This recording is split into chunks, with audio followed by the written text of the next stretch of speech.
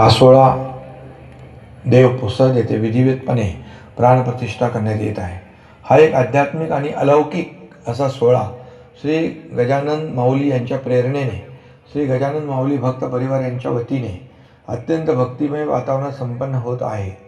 या पावन प्रसंगी माझ्याकडून जगदंबा महाकाली मातेला कोटी कोटी नमन करतो. श्री गजानन माऊलींची अविरत साधना, तपश्चर्या आणि कष्टाच्या जोरावर या परिसराचे नंदनवनात रूपांतर केले. संस्कृती आणि सामाजिक बांधिलकीचा संगम आहे असं मला या ठिकाणी वाटतं. गजानन माऊलीच्या संदर्भात आपल्या सर्वांना माहीतच आहे.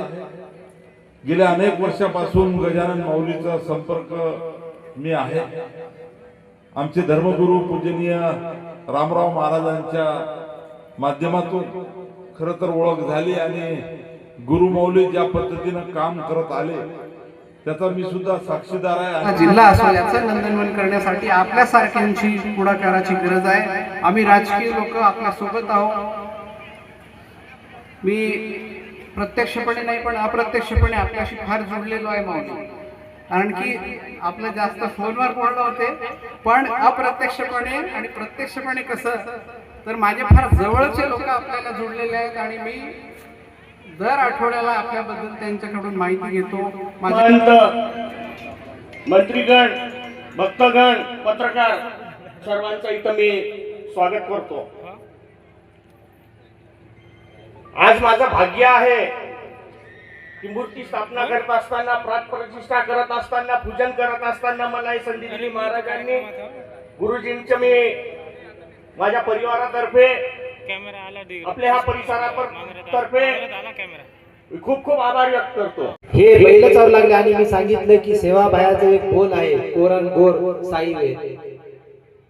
हे सगळ्यांसाठी धर्मपीठ बनल.